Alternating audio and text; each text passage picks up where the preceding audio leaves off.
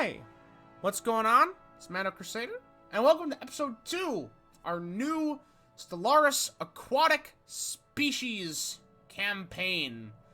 Last episode, we went over our starting empire, the Numerian Chosen, and we got our starting situation in order, started exploring the surrounding, cluster. There we go. My brain does work. We got our starting planet in order, and generally just took our first steps into this great galaxy of ours. This episode, we're just going to continue plugging forward, hoping we don't run into any Empire just yet. We're hoping we can get a chance to expand a little bit first. We do need to deal with these space amoeba, though. Although that's probably going to be later rather than sooner, given the sorry state of our fleet. But that's a problem for possibly future us to worry about, so I'm not going to worry about it anymore. Before we get into the gameplay, though, I just want to mention that if you like this series, if you're excited for this one, please be sure to like and subscribe. Really helps the channel out. Additionally, be sure to comment below. What do you think our first step should be out here in the galaxy? And also, I am in need of a new game to play, a new series to do in order to replace Magic the Gathering Arena. So be sure to comment below with game recommendations for what I should be playing instead of that. Right. All that said, let's unpause. Let's jump back into this. Super excited here. We've, hopefully...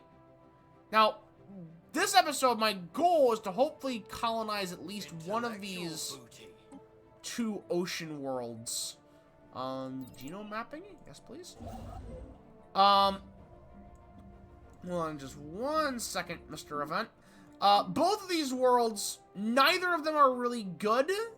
They're actually really small, but it looks like around us so far they're the best that we've got. So we're gonna need to take advantage of that and build them up as best we can. In the meantime, though, we have silicon life forms. Some kind of burrowing silicon-based life form inhabits a vast network of tunnels beneath the barren surface of Ashwari 3A. As best as we can tell, the creatures feed off rocks, and there is evidence to suggest that they possess a rudimentary form of intelligence. Their tunneling efforts have shuffled large amounts of valuable materials to the surface. Interesting. Right, so I think I would actually like to build another agriculture district. Now, first content event. Big and testy. Upon entering Rizor, our sensors picked up some strange readings. Dismissed at first as glorified asteroids, things quickly changed when it was discovered that these entities reacted aggressively to movement in space, even at great distance. Observation of these entities, preferably from a safe distance, is advised. Right. So, this would be a good time to remind that thanks to our Angler's trait, we don't have a cap on the agriculture districts of our planet. We can just fill a planet with agriculture districts if we want. So that is something very important to keep in mind. Additionally, also, don't know why I'm really saying that, or putting it that way, but our agriculture districts give us consumer goods as well. So the reason I'm building one is for the double whammy of making sure our food production stays up and our consumer goods production stays up. So, yeah. See, already, just build the agriculture district, we get an extra 4 consumer goods. Now, obviously, that's not gonna, like, replace industrial districts for us, but at least it means we may need to build less of them. And, like, that's sort of the goal here. So let's start surveying into... Oh, Did the wrong thing again. Hold on. Start surveying this cluster. Let's choose our next tradition. Science division. Research alternatives increased by 1, and scientist level cap increased by 2. Good stuff. And, right, I think that's all the pressing matters. Ooh! That is a Gaia world right there. Have detected an anomaly. Oh! Playful ruins. Impressive structures litter a small area on the surface of Trinalar 4, practically begging for some archaeological work. There we go. Right. So I think now that's about done. We grow ever Nope. stronger. Alright, just all action in this episode. Well, as much action as a grand strategy game can give, right? Space amoebas.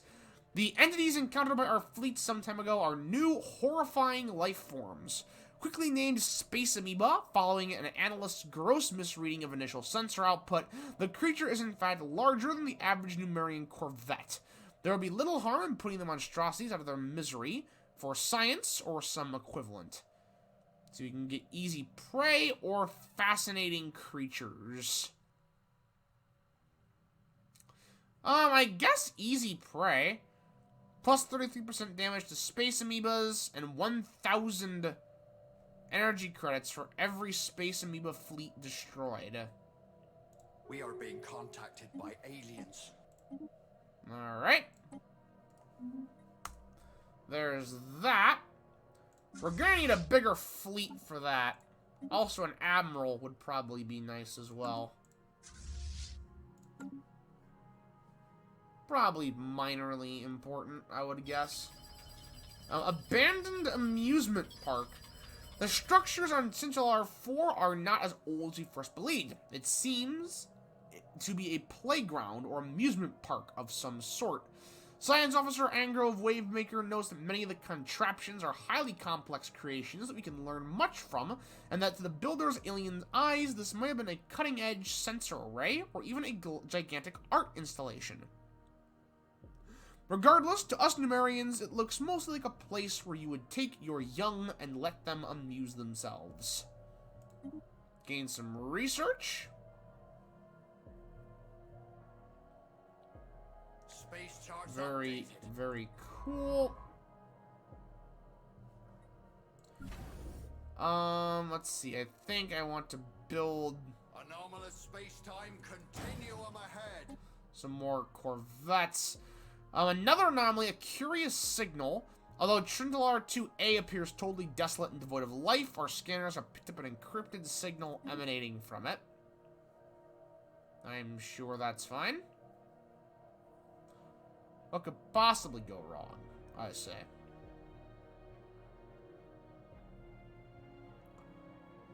And after we are done, We grow ever stronger. with these extra corvettes, I would like to build a colony ship in preparation for colonizing this planet over here. Love's Labor's Lost.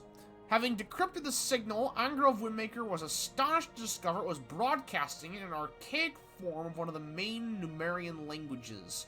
Speaking in these, thous, and whenceforths, it appears to be reciting one of the lost works of Wehil Macorum, a renowned Numerian playwright who lived some 600 years ago.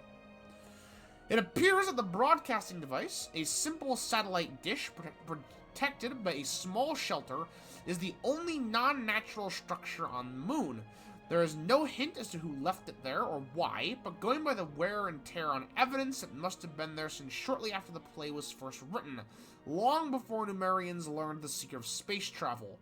We can only assume it was left there by ancient visitors to Delphine's Eddy, who took a liking to the play and decided to pay our species a strange and unexpected tribute. We can either go further evidence of the superiority of the Numerian race, This would be a good time to mention that I do not express any fascistic views about the superiority of anything in real life. This is a video game. I just thought I'd mention that. Or abhorrent, suppress this nonsense about alien visitations. Perhaps you can arrange for Lord Purifier to discover the text one of these days. Let's just gain the influence.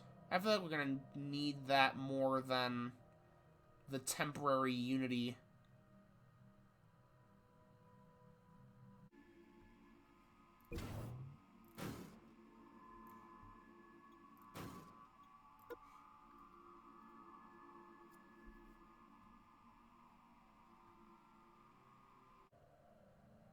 What have we here? What have we here? Phased planet, 2,400 days? Yeah, no. Well, this system seems to be incredibly anomalous.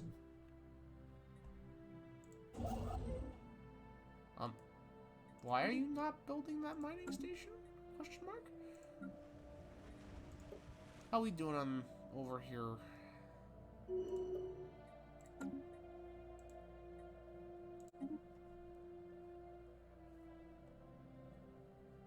Space charts updated. Research complete. Alright, coil guns! Now we're cooking. So I think we want some armor to go with that. I would love to upgrade We grow all of ever this. stronger.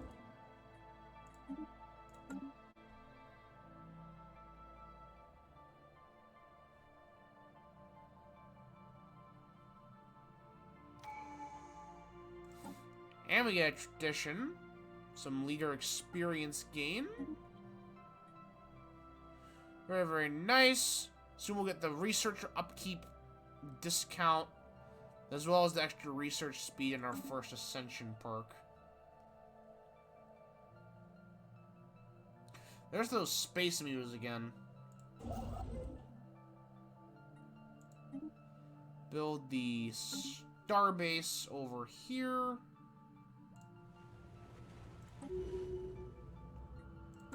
Comet sighted. A dread comet haunts the skies of Delphine's Eddy. Its implacable arc is a harsh reminder to the Numerian that we are not alone, that unknowable horrors from beyond the stars may be closer than they appear. We must take this as a sign to remain ever vigilant against alien influence. I mean, I guess you could take it. It's a comet. It's just a comet. That seems a little extreme, to be completely honest with you. We grow ever stronger.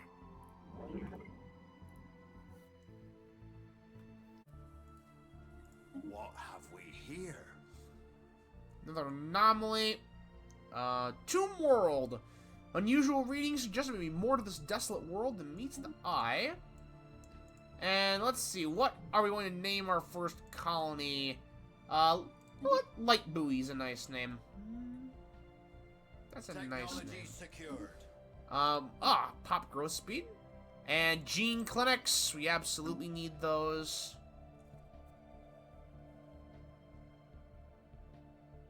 Absolutely imperative.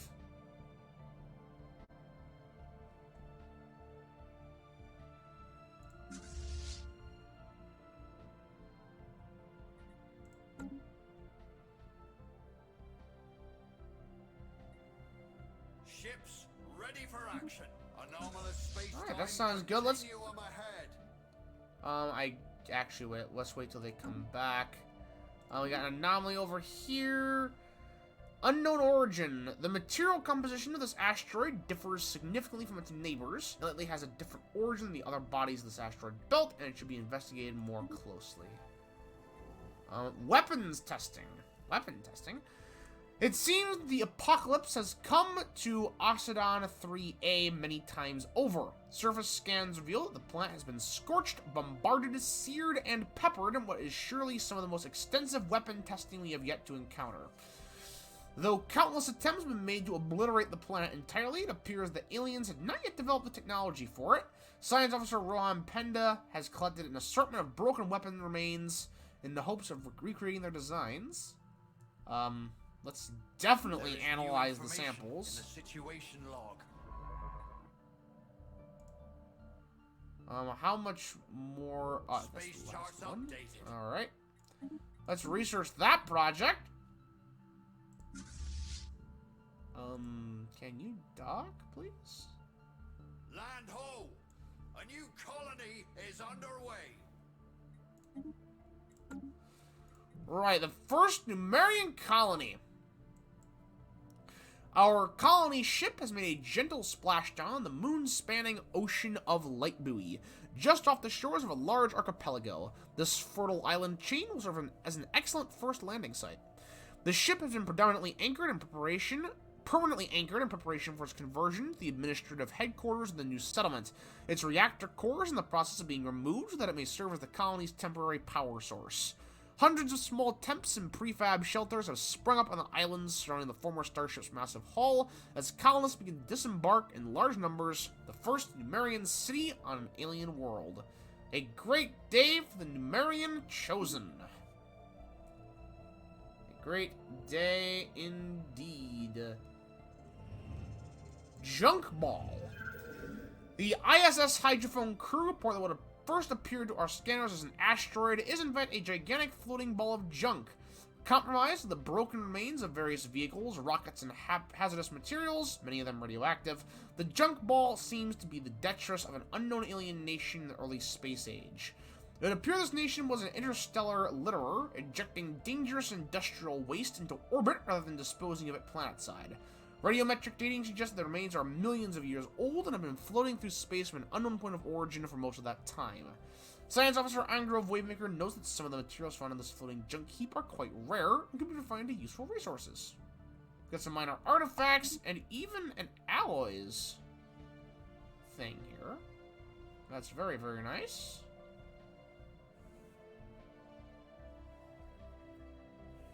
A special project And is finished. there's alien lasers. We have learned much from analyzing the remains of the weapons found on Aquatic 3A. We have recovered fragments from a mounted directed energy weapon system that emits a highly focused energy ray that can be used with great results in space warfare. Science Officer Rohan Penda recommends we use our finds either by developing armor to counter the lasers or recreating the weapons for ourselves. Let's just use the aliens weapons against them. Get the blue lasers technology. That's what we're going to be getting next.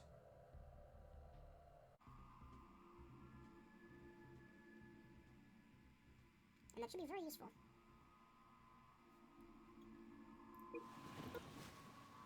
We grow ever stronger. What have we here? Isolated ruin. Sensors indicate an isolated pinprick of artificial structures in Marcasa 3A.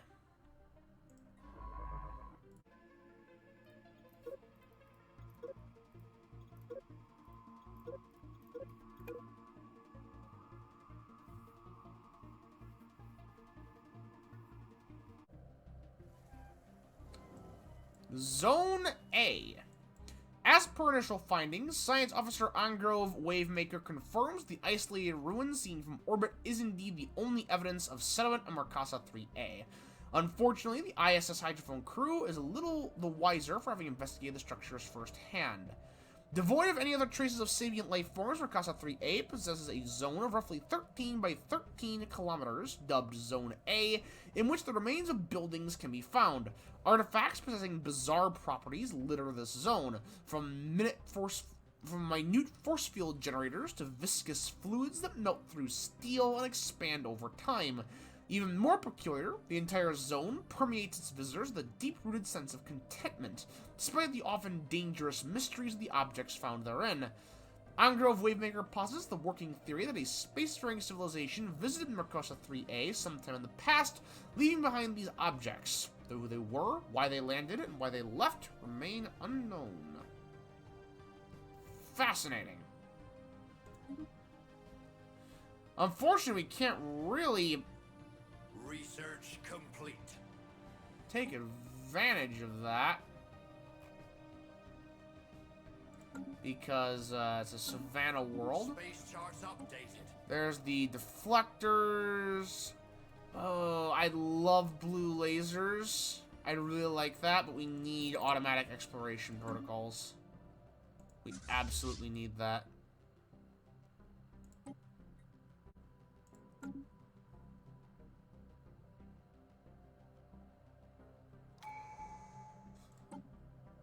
There's our last tradition over here in Discovery. What ascension perks do we have here? Ships ready for action. Let's see. Hydrocentric, I think. Yes. Okay, so this is the new ascension perk that was added with the aquatic species pack, and this is what we're going to be after here. It gives us ocean terraforming cost minus 25%, allows the construction of ice mining stations and starbases, which enable the expand planetary sea decision and ocean worlds.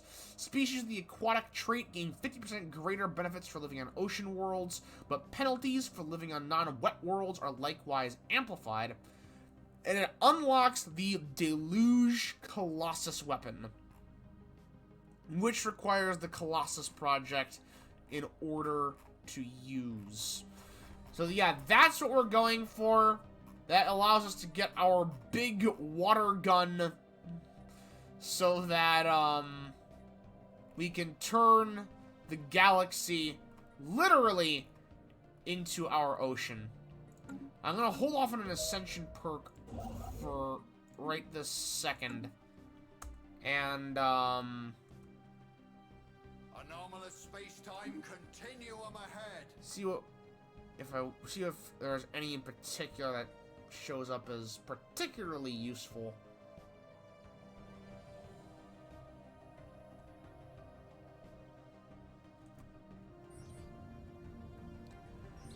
Ancient Survey Marker. A small short-range transmitter has been located in the surface of Osmerdian 4. It appears to be an ancient survey marker placed here eons ago to mark a large deposit of precious metals. The miners it was meant for evidently never arrived, as the deposit is still here. Fascinating.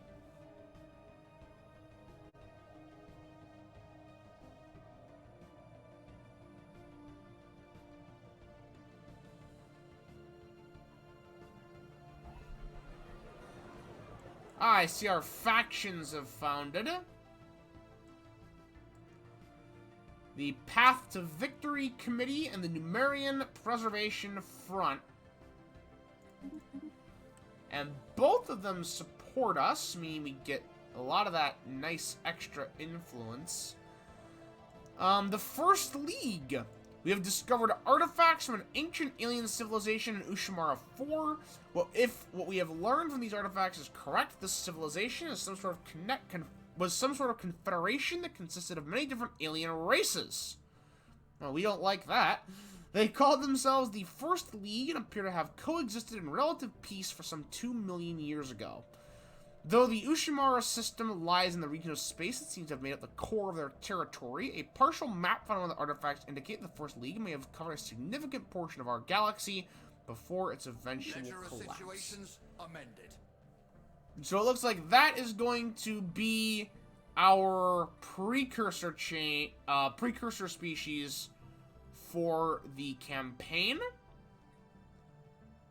So that is nice, I suppose. Debris field. Sensors are reporting a number of possible points of interest within the dense debris field surrounding Cideron 2A. We grow And ever there's stronger. that. Let's build the starbase over here. We cannot pre-build a colony ship just yet, but in 2 months we will be able to. And once we do that, I'm gonna call an episode, I think. We've done a lot. We got our second colony somewhat up and running. Here we go. Pre-build that colony ship for the second ocean world nearby. Right. So like I said, I'm gonna call it here. We did a lot. We got our first colony. We finished our first tradition tree. And we actually have a somewhat respectable fleet. 627 isn't that bad for this early in the campaign. So, yeah, I'm happy our position so far. So, if, yeah, that's about it for this episode. If you liked it, remember to like and subscribe. It really helps the channel out.